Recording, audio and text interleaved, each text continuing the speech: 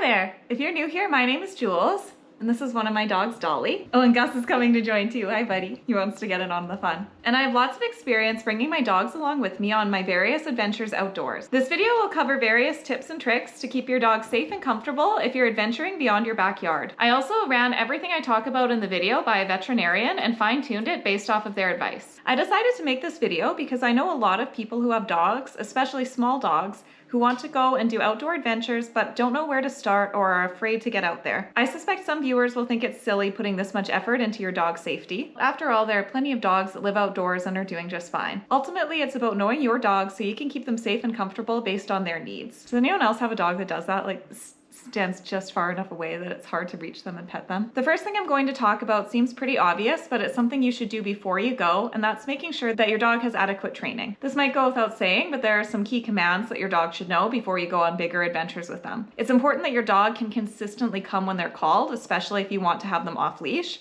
But even if you're not going to have them off leash, working on recall is really important in case they get out of their collar, their harness, etc. As well, it's important that your dog knows the command leave it, or whatever command you want to give them, but basically that your dog knows that they shouldn't just go pick things off the ground, and if you tell them to drop it, that they're going to drop it. Another consideration is keeping your dog safe in the car. Having them in a kennel that's anchored down is a totally safe option. As well, you can use a seat belt for your dog. There's many different kinds. We just have this kind that connects to their harness like this, and then you plug it into the seatbelt. It's really important if you're going to use this kind of seatbelt that you put it on a harness, not a collar. If you put it on a collar and they get into a collision, it could break their neck. Avoid sitting with your dog on your lap, especially if you're in the front seat. If the airbag goes off, it could kill or injure your dog. The next thing I'm going to talk about is bugs. When we lived in Saskatchewan, ticks were a huge problem. I love having this thing called a tick key. We've had to remove ticks from all sorts of places, from Gus, from the corner of his eye, from his armpits, even in his groin area, and the tick key was really easy to use. Now we medicate our dogs using an oral tick medication we pick up at the vet. When I talked to my sister-in-law who's a veterinarian, she suggested the oral medication rather than the topical. If dogs get frequent baths or go swimming, the topical can be not as effective. Although tick medications are very effective, if your dog is out in the bush, you should still check them for ticks. To repel other types of bugs that might bother your dog, like mosquitoes, black flies, etc., most pet stores will carry a pet-safe kind of bug repellent. Make sure to never use human bug repellent on your dog. This could be poisonous to them. Our dogs absolutely hate wearing bug spray, so we try to use other strategies before using bug spray. When we lived in Saskatchewan, which is a notoriously buggy place, we would plan our backcountry trips for less buggy times of year. So if we were going backpacking with our dogs, we usually did it in the spring or the fall. You can buy these mesh bug suits for your dogs, especially if you have a dog like ours that have a really bald belly that mosquitoes go crazy over. We never bought one ourselves, but you can buy these little suits. We recently bought a thermocell. This is a device that emits a pesticide that deters mosquitoes and other flying insects. We haven't used it yet, but we've heard that it's quite effective. Another consideration is that you could get a pop-up mosquito shelter. When we camped with our dogs in Saskatchewan, we would often use a mosquito shelter to cut down on the amount of bugs bothering the dogs so they have a safe spot to go so they're not getting eaten alive. And finally, be aware that your dog may have allergies. When we first got Dolly, she was stung by a bee and had an anaphylactic reaction. They don't make EpiPens for dogs, so we've chose not to take Dolly to super remote locations because we are afraid if she got stung by a bee, we wouldn't be able to get her back in time. For more minor allergies, you can talk to your vet about the proper dosing for Benadryl. Dogs are able to take Benadryl, but you just need to talk to your veterinarian about what dose is appropriate. The next thing I'm going to talk about is how to keep your dog warm. If you want your dog to enjoy the outdoors, you have to meet them where they're at. Some dogs are better adapted to the cold than others. Our understanding based off of Gus's history is that at some point he lived outside, and he's much more tolerant to the cold than Dolly, even though they have a similar coat. Dolly, on the other hand, is much less tolerant of the cold. We will typically put her in a fleece coat around 0 degrees Celsius. Usually if I'm going on a longer hike with the dogs, I'll just bring an extra fleece coat just in case they get cold, because it's easy to throw on and warm them up. This is the heavy duty coat that we bought for Dolly when we lived in Saskatchewan, so it's like a very warm winter coat. You can see it's more like a parka. It's got a little hood. It even had snow pants, but when we moved to Vancouver Island, we ditched the snow pants because it will never get cold enough here that we think Dolly will need snow pants. Both of our dogs have rain gear we'll put on if it's raining heavily. We got the slightly heavier duty raincoat for the dogs because we found we had those like light packable ones and they were constantly flapping up. The next thing I'm going to talk about is heat. For the most part, dogs are pretty good at thermoregulating. There are some things you can do to help keep your dog cool. So again, different dogs are going to have different tolerance to the heat. Having a source of shade, such as a tarp, is a great way to keep your dog cool so they can go sit in the shade if they need to. As well, a cooling vest can also help them regulate their temperature. So this is a cooling vest I have. Basically, you pour water on it and you put it on your dog, and it can just help keep them cool while you're out doing active stuff. One thing you can do to help cool your dog down is to cool down their paws. So if you have a chance to like put some cool water on their paws, or if your dog likes to swim, allowing them a chance to swim is a great way to cool them off. So talking about temperature control for your dog leads pretty naturally into the next topic, which is hydration. Keeping your dog hydrated is a great way to keep them cool. I find when I'm doing outdoor stuff with the dogs, I have to encourage them to drink water. The easiest way I found to do this is when we stop for snack breaks to pour water over their kibble. And then as they eat the kibble, they will lick up some of the water, which helps keep them hydrated. If you're in a spot where you need to filter your own water, you might want to consider filtering water for your dog as well, or bringing water from home for them if you're on a day hike. There are parasites and pathogens that your dog can pick up from untreated water. I typically bring enough water for my dogs, or if I'm filtering water for myself, I filter water for them as well. So one thing I learned from my veterinarian is if you're worried that your dog's dehydrated, you actually can give them electrolytes. However, it's really important to make sure the electrolytes have no artificial sweeteners or other harmful chemicals that can hurt your dog. It would be best to talk to your veterinarian to make sure you've chosen an appropriate electrolyte before going out with your dog. Next thing we're going to talk about is protecting your dog's paws. Dogs have sensitive paws that may need protection from the elements. You can test the pavement to see if it's too hot by putting your hand on the pavement. If it's too hot for your hands, then it's too hot for paws. Different dogs have different levels of tolerance to the cold. Some breeds of dogs are more prone to forming painful balls of snow between their paws.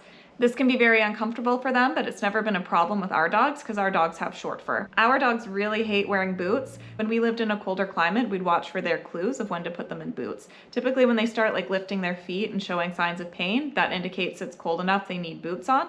We've tried a few different kinds of boots, but the ones that work best for us are these walkie paws. Any kind of boot that has a suspender on it to keep them on your dog's feet. Otherwise, you're spending money on these boots and you might lose them immediately because they're falling off.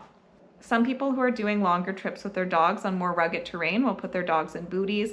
Doing longer distance hikes or anything on gravel can potentially cause like painful flaps of skin to come off on your dog's paws. This can be quite uncomfortable for them, so it's worth considering if hiking booties are right for you if you ever see any signs of too much wear and tear on your dog's paws. Now that we've talked about hydration, I'm going to touch on food. When I'm doing anything active and outdoors with my dogs, I like to bring extra food, and I also like to bring some high value, high calorie treats to keep them motivated. If we're out doing something active, I'll usually bring double what we eat at home and stop midway through the activity for a snack. I also like to keep some extra food in the car in case we get held up or I feel the dogs need an extra snack. The next thing I'm going to talk about, I think, is one of the biggest fears that people have when taking their dogs out in the backcountry, which is dealing with predators. First thing I want to say is there are some areas you simply should not take your dogs. Some areas, like for example, some of the northern and more isolated areas of Vancouver Island, will have no dog warnings. These areas might have high wolf activity, high cougar activity, high predator activity in general that would put your dog's life at risk. It's risky to your dog and local wildlife taking them to these places. Many bear and cougar attacks are provoked by an off-leash dog. We have extendable leashes we'll use sometimes so our dogs can still enjoy running around. Anytime I'm in the forest, I always carry bear spray. This is effective against bears, but it's also effective against cougars and even potentially an aggressive dog if there is a situation where your dog was being attacked. If you live somewhere where you know you're going to have repeated exposures to dangerous wildlife, you could consider a bite-proof vest. After a friend of mine's dog was eaten by a coyote, we decided to get bite-proof vests for when we're spending time in rural Alberta, where some of our family live, on acreage where there's high levels of coyote activity. These vests are allegedly bite-proof, and if maybe they're not bite-proof, they could potentially buy you a couple seconds so you could use your bear spray to deter the attack. This is what the vest looks like. And I'm not going to put them all on, but there's these little spikes that you can put on.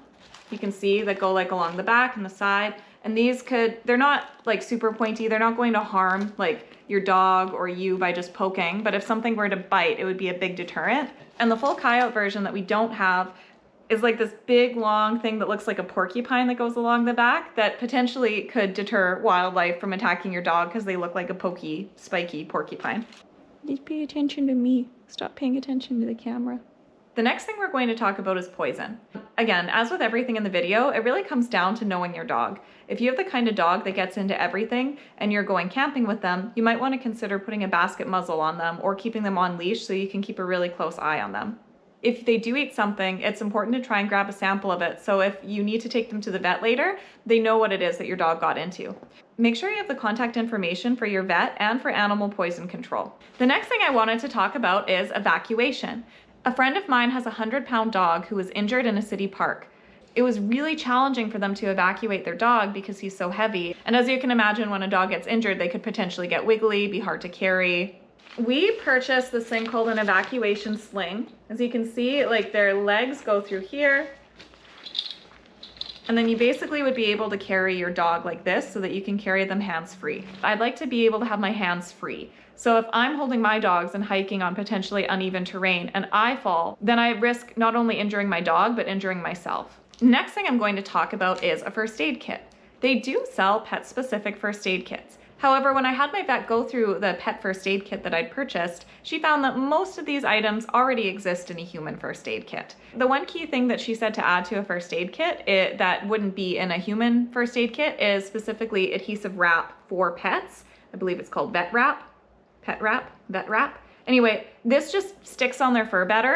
It's going to work well to deal with injuries compared to traditional human tape. So lots of the things in a human first aid kit are going to also be applicable to dogs. Having gauze to stop bleeding, using like a tick key or tick remover, tweezers, all those things in your human first aid kit could potentially help your dog. If your dog takes medications at all, it's a good idea to bring some extra medications just in case you get stuck in the backcountry longer than you intend. On the water, we love bringing our dogs out paddling. We've also brought them out on a power boat before. I'd say the most important thing you can do is put your dog in a PFD. Each of our dogs have a little PFD that they wear. I love that it has this handle. On multiple occasions, we've had Dolly jump out of the kayak and had to scoop her up by the handle. I think it would have been a lot trickier getting her out of the water if she wasn't in her PFD. A life jacket has high visibility. It has handles to hold on to scoop your dog out of the water. Even if your dog is a confident swimmer, it's worthwhile putting them in a life jacket to protect them if disaster strikes. If you have a capsize, if you get injured, if the water's really cold, that life jacket can help keep them afloat, so you can just worry about your safety. You don't have to worry about their safety as well. So finally, I'm going to talk about just a few kind of last things that you could consider purchasing to keep your dog safe. One of them is a little light to put on their harness or collar. These are great if you're doing things with them at night. You know, if they get off leash, then, you know, you can see them. When you're camping, you can let them run around a bit and know that you can keep a good eye on them because you've got your light. Another consideration is that some people will use GPS trackers. Usually these are kind of expensive and have a monthly fee, but if you're doing stuff in really remote locations, like you're going out hunting with your dog, then you might want to have a GPS tracker for peace of mind to know that if you got separated from them, you could find them in a pinch. The final recommendation I got from the vet is to make sure your dog is up to date on their vaccinations. In particular, Canada does have rabies. It's not very common, but rabies does exist here. You don't want your dog getting rabies, so keep them vaccinated. Thank you for watching. I hope that you feel more inspired and empowered to take your dog on bigger adventures. If I can do it with these little dogs, you can do it with your dog. If you have any questions, please leave them in the comments and like and subscribe for more videos.